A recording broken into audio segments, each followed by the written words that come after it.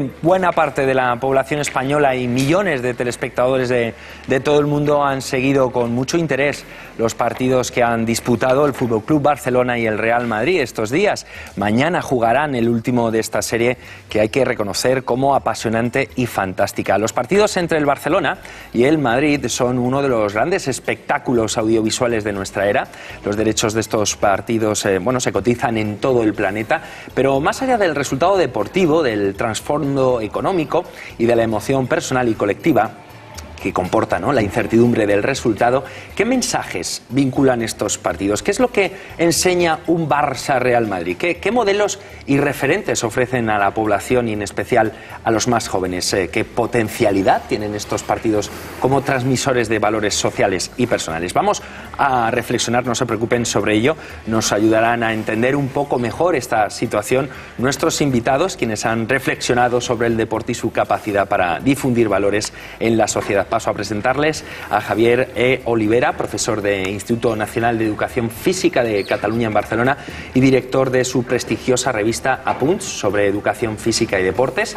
Nos acompaña también Roberto Velázquez, profesor de la Facultad de Formación de Profesorado y Educación de la Universidad Autónoma de Madrid, coordinador del programa de doctorado en Ciencias de la Actividad Física y del Deporte, junto con Juan Luis Hernández, hay que decir, es coordinador del libro La educación física, los estilos de vida y los adolescentes, cómo son, cómo se ven, qué saben y qué opinan. Y por último, nos acompaña Fernando Sánchez Bañuelos, licenciado en Educación Física, doctor en Psicología, es decano de la Facultad de Ciencias de Educación Física y del Deporte de la Universidad de Castilla y La Mancha en Toledo, director también deportivo del programa ADO para los Juegos Olímpicos de Barcelona 92 y es autor de varios libros que relacionan deporte y valores sociales. Muy buenas tardes, caballeros. Gracias por acompañarnos y por estrenar estos sofás tan bonitos que tenemos. Bueno, díganme, más allá de los resultados que hemos estado viendo estos días en estos partidos que se han ido celebrando, ¿creen ustedes que hay una reflexión lo suficiente sobre el deporte espectáculo como transmisor de esos valores sociales y personales? Bien, yo pienso que sí, que claro, lógicamente es un fenómeno social y cultural de primer orden, muy extenso, muy transversal, y existe, por lógica, pues unos estudios, unas reflexiones sobre lo que sería el deporte en sí, pero en realidad pienso que todavía no ha sido un debate suficientemente profundo y extenso que haya llegado a la población en general. Realmente el deporte es un fenómeno social y cultural de primer orden, genera un número importantísimo de personas que están pendientes de él, miles de millones de personas cuando hay un evento tan importante como lo que estamos hablando. En el caso del Barça Madrid quizá menos, pero cuando estamos hablando de campeonatos del mundo de fútbol o cuando estamos hablando de Juegos Olímpicos estamos hablando de miles de millones de personas que están pendientes del deporte en general. Pero realmente se nota estudios profundos de los principales filósofos, de los principales intelectuales en torno al deporte, qué representa todo esto y qué valores transmite en general. Y creo que esto, yo diría que ha sido como una especie de absentismo intelectual respecto al deporte.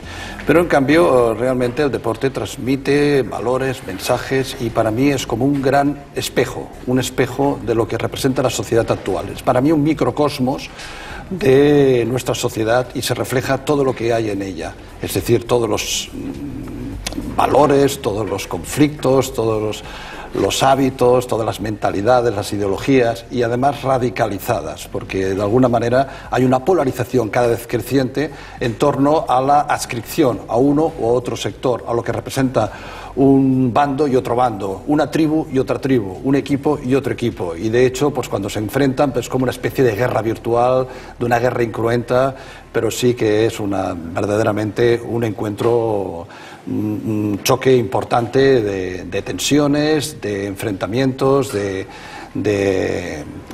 yo diría que incluso pues de ciertas historias que realmente no están bien asumidas. Profesor Sánchez. Yo creo que sí se ha hecho mucha reflexión interna en el ámbito académico del deporte. El deporte es sociológicamente muy importante, el fútbol es importantísimo sociológicamente, sobre todo en sociedades como las nuestras, pero esta reflexión no ha llegado a la gente, no ha llegado al gran público. porque la enseñanza del deporte y de la educación física es algo que está vinculado con la práctica del deporte. Mientras que la reflexión sobre estos acontecimientos es sobre todo sobre el impacto social del deporte espectáculo, lo que es la expectación con el deporte. Como muy bien ha dicho mi colega y amigo Javier Olivera, hay una dimensión importantísima del deporte que es la resolución incruenta de conflictos. Aquí, cuando el deporte se hace de una magnitud más grande, más complejo, resultan conflictos dentro de conflictos. De tal manera que tenemos el conflicto en el campo, pero todo el complejo conflicto sociológico, que todos ustedes conocen, alrededor de esos partidos. Uno de los mayores valores del deporte es la posibilidad de poder resolver estos conflictos de una manera pacífica, de tal forma que los niños, las personas, aprendan a resolver sus conflictos sin necesidad de llegar a las manos. Claro, porque, señor Velázquez, ¿qué modelos de conducta transmite un partido de estas características? Bueno, nos encontramos ante una práctica deportiva que está centrada básicamente en la competición y lamentablemente, sobre todo a nivel de espectáculo, de práctica profesional, creo que el rendimiento es lo que está destacando sobre todo. Los modelos que se están generando en buena medida están orientados a este tipo de meta, de objetivo, el rendimiento. Estaba pensando en la pregunta anterior, porque lo interesante de las respuestas que han dado mis compañeros, y con la idea de la palabra de suficiente. La pregunta tenía que ver con, ¿ha habido una reflexión suficiente? Desde luego, como han dicho, ha habido reflexiones. Yo recuerdo, cuando yo era estudiante, ya José María Cajigal hizo unas cuantas reflexiones muy importantes sobre el deporte espectáculo, el deporte profesional, el peligro, el gigantismo del deporte. O sea que sí la he sabido, pero lo que me he quedado pensando es si alguna vez será suficiente, por mucha reflexión que se haga, porque dentro de la lógica del deporte espectáculo, el deporte profesional, que yo creo que es prácticamente lo mismo, no entra el preocuparse, una preocupación por los valores y actitudes. Claro, porque en el caso concreto de estos últimos partidos, ¿sobre qué aspectos les ha podido llamar más o menos la atención? Bueno, yo quiero resaltar uno, porque en estas circunstancias y cuando ha habido tanta polémica alrededor ha habido un partido precioso. Yo creo que ha sido el partido en que se jugó la final de la Copa del Rey. La Copa del Rey, en el cual hay un valor muy fuerte que es la pugna por la excelencia, por la superación de dos colectivos. Entonces se vio una entrega, una búsqueda de salir más allá de lo que puedo, un ir hasta el final, y precisamente el desarrollo de ese partido yo creo que en su conjunto fue aleccionador de lo que es una de las esencias del deporte, la pugna por sacar todo lo que uno puede de sí mismo, todo lo mejor de sí mismo, la excelencia. Bien, coincido plenamente con el profesor Fernando. Yo diría que, de alguna manera, el deporte es el generador de emociones compartidas de carácter colectivo más potente que existe actualmente. Es decir, y esto ayuda a la construcción de algo tan importante en el ser humano como es la identidad colectiva. Todos necesitamos adscribirnos a una tribu, nuestra tribu. Y el deporte nos ayuda a pertenecer a esa tribu, a ese grupo colectivo. De hecho, aquí ha habido dos grandes tribus. Uno es el Barcelona y otro es el Madrid. Y cuando chocan las tribus, pues bueno, lógicamente hay una gran tensión, y si predominan los valores de excelencia, de superación, de respeto, de saber ganar y saber perder, pues yo pienso que la sociedad gana. Pero como he dicho antes, para mí el deporte es como un gran espejo, es un termómetro social, representa lo bueno y lo malo de la sociedad, sale de allí todo.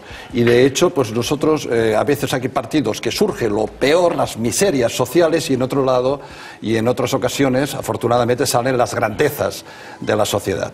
Y yo pienso que ahí está, digamos, la responsabilidad que podamos tener entre todos. Intentar no radicalizar ni polarizar el deporte, que no se convierta en una fiesta del odio, sino que se convierta en una fiesta pues de la confrontación pacífica, incruenta entre dos tribus potentes, poderosas, orgullosas, pero que de alguna manera predomine pues la excelencia personal, la excelencia colectiva sobre otros valores menos agradables. Y en este sentido yo pienso que es uno de los mensajes que yo me gustaría destacar. Pero sobre las imágenes que estamos viendo, ¿qué efecto provoca en la sociedad? La tangana que se produjo en uno de los partidos, ¿lo estamos viendo, señor Olivera? Sí, para mí me provoca ruptura. ruptura. Y para mí provoca falta de respeto. Y para mí provoca también una radicalización de esas dos tribus, que de alguna manera también tiene connotaciones no solamente sociológicas, sociales, sino también políticas. Estas connotaciones políticas representan que muchas veces el contexto, digamos, social, político, económico, también se refleja en los partidos de fútbol, como he dicho anteriormente. Y bueno, estamos viviendo una etapa de incertidumbre, y esa etapa de incertidumbre también se refleja en los partidos. Y de hecho ya hemos visto 3 Barcelonas-Madrid, y de hecho ha habido un gran partido, un partido de excelencia, pero ha habido 2 partidos pues, que de alguna manera no han correspondido a las expectativas que todos hubiéramos querido. Y entonces surge pues, esas miserias que hablábamos anteriormente. Para mí el mensaje no es bueno en estas imágenes que veíamos actualmente, pero esto también viene a reflejar cómo estamos actualmente en la sociedad actual, actualmente aquí en nuestro país. Señor Sánchez, posiblemente los profesionales de estos partidos, ya no solamente los que están en el terreno del juego, en el banquillo, en el palco, ¿son conscientes de lo que pueden llegar a hacer con este tipo de comportamientos, de actitud? Bueno, algunos sí y otros no. Es decir, hay tantas formas de plantearse el entrenamiento deportivo y la dirección de equipos como personas. Uno de los problemas que tiene el deporte cuando llega a estos niveles, y el ganar es tan importante, que uno puede ir más allá de lo deportivo y establecer estrategias a través de la ayuda de los medios de comunicación, que ayudáis mucho en la transmisión de estas cosas, para salirse de lo deportivo. Por ejemplo, en la tangana esta que hemos visto, estamos viendo a personas humanas de carne y hueso, que llegados a determinados límites de tensión explotan. Y ahí también la interpretación sería muy fácil decir, pero esta es una persona, mala persona, o el deporte le conduce a hacer cosas malas. No, cualquier situación de tanta tensión, no solamente en el deporte, sino en cualquier otra manifestación, conduce a tanganas. Hemos visto, precisamente por los medios de la comunicación, por televisión, tanganas en parlamentos. Llegar a puñetazos en determinados parlamentos. ¿Por qué? El por qué es la circunstancia, la tensión que se crea. Evidentemente ahí había una tensión tremenda. Pero claro, la tensión no tiene que justificar este tipo de conductas. No debería. De hecho, estamos hablando de una práctica profesional. Deberíamos pensar que deberían comportarse como tales. Yo no estoy muy seguro de que, con respecto a la pregunta que has planteado, de que sean conscientes de la imagen que dan y del efecto que pueden tener sus conductas.